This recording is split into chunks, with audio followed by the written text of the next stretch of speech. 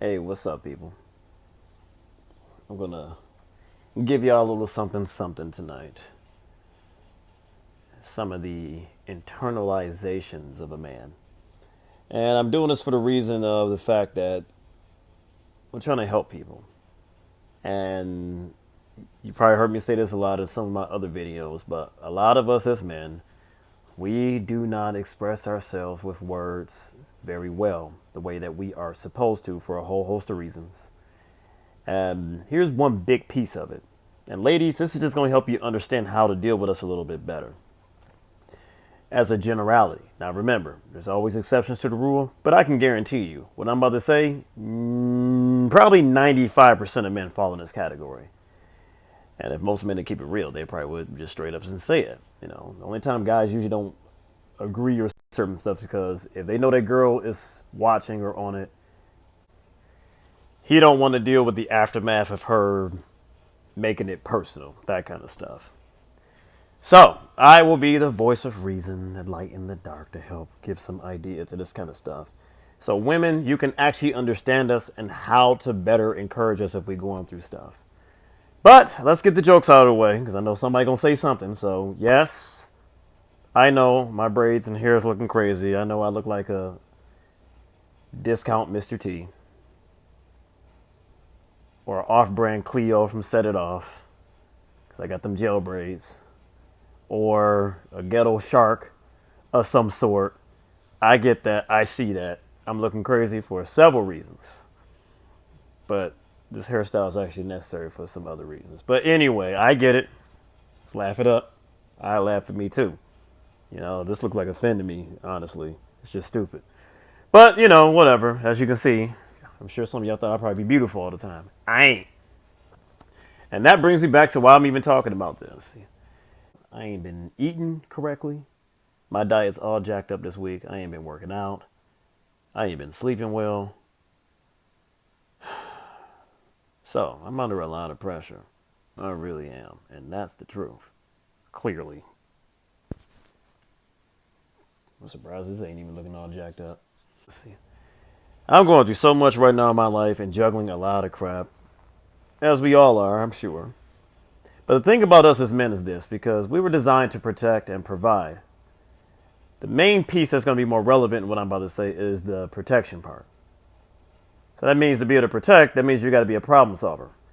That's why it's instinctive for a man to take control of situations because we need to be able to control the situation to be able to survive whatever perceived threat. As well as just being problem solvers in nature. That's how we are. That's why generally, ladies, you come to a man with a problem, usually he off rip is looking like, okay, well, what you want me to do about it? Or trying to solve it because that's how we are made to be. But then sometimes y'all don't make it clear that, hey, you don't want us to solve it. You just want us to listen. So that's a tidbit right there. Actually tell him exactly what you want him to do. Don't just assume he should know. That's crazy. Just say, hey, I don't need you to fix anything. I just want you to listen. Bam, he knows what he needs to do. He's fixing the problem just by listening. Or, of course, if you need him to do something about it, let him know that too. Because by default, generally, he's going to try to jump into action if he's in touch with himself as a man the way he's supposed to be. All right, that's just a drop for somebody there. Or maybe all of you. I don't know. But anyway, instinctively as a man, going back to that protection portion of that is that problem solving. So with everything that I'm juggling right now, I understand what the problems are. But sometimes you can perceive your issues to be problematic, rather how you're internalizing it, for me as a man. But there's nothing really to fix. Like I'm doing everything that I should be doing right now. Taking care of my daughter, providing the way I can, you know, making certain moves with, you know, things I'm doing to help progress my life the way I need to, education-wise, everything under the sun, as well as other things that I'm dealing with. But how it still feels inside, that all of that's a problem because some of the stuff is like, I don't want to have to deal with it or I wish it was a way to get out of it. But I can't. This is what it is right now. I have to go through the process.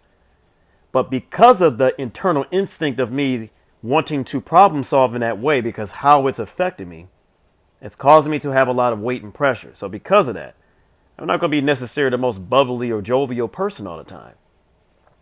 So I said that's going to be more relevant to, if a man, ladies, if you see a man going through stuff like this, generally y'all will want somebody to try to cheer you up and say all the nice things and the bubbliness and stuff. But guess what? A lot of times we don't like that crap. We know the right answers, generally, and what needs to be done. So when you try to do all of that kind of stuff, you probably just going to irritate us even more, or probably just piss us off altogether. Especially if he's like a very assertive or aggressive man, like myself, for example. So a lot of times I just want a woman to be my peace just by listening to me only. And if I need her to help me, or if I need her opinion, I'll ask her. I just want her to take the first impression as the general stance that, all right, Shamari's going through it. Let me just listen to him. I was like, because we don't internalize it the same way that a woman would. A woman generally might need somebody to say all those different things and want to be more bubbly and positive reaffirmations and all that kind of stuff like that. We're not like that. But that doesn't mean that our way is wrong either. It doesn't mean that we're like crabby or whatever the case is in a way that's perceptional. Meaning we can still not necessarily be in a bad mood, but because of the weight of it, it comes off where, yeah, we're going to be a little bit more stoic, a little bit more kind of just there, a little bit more kind of nonchalant, because that's how we're dealing with that. Because that internal side of us wants to be able to just stop the problem or the perception of the problem, but we can't. We got to go through the process. So it's like, look, if he's going through it, let him go through it. The best thing you can do is just letting him know that you are there for him if he needs anything. And of course, obviously, if you know your man, you've been dealing with him long enough, you know what you can and cannot do for him that's going to help cheer him up. Because I know it's in a woman's nature to really problem solve for us anyway. And that's a beautiful thing. I'm just like, that you have to deal with us differently than how you would deal with yourself as a woman, or dealing with other women, or dealing with, if you got kids, how you would handle your kids. You don't do that with us. A woman's love for us is going to be different than it's going to be what you're going to be for your girls, your family, females particularly, or your kids or something like that. And you have to make sure you see the difference in that. Or you'll make it where he's going to shut down and don't want to talk to you either. And he'll turn from you. So let's recap. Because of how a man with that protective instinct, internalization, is that he feels that weight. So he's going to be a little bit more easily agitated, a little bit more aggressive. The best way to help counteract that is just taking a softer approach, letting him know you're there for him, asking him if he needs anything. And generally, if he opens up, just let him talk. Don't ask any questions really like that, because we have a hard time expressing anyway, unless you ask him, is it okay if I ask you more questions about it? And don't off rip try to be overly encouraging. That is going to irritate him more. Most times we don't want to hear that kind of crap. We know all of that stuff. So don't be, hey, it's going to be okay. You're going to make it. Rah, rah, rah. Tickle, tickle, tickle. Don't do that. Don't do that at all. He going to be looking at you. You're in all here. He going to look at you. Don't do that. You don't want him shutting down to you.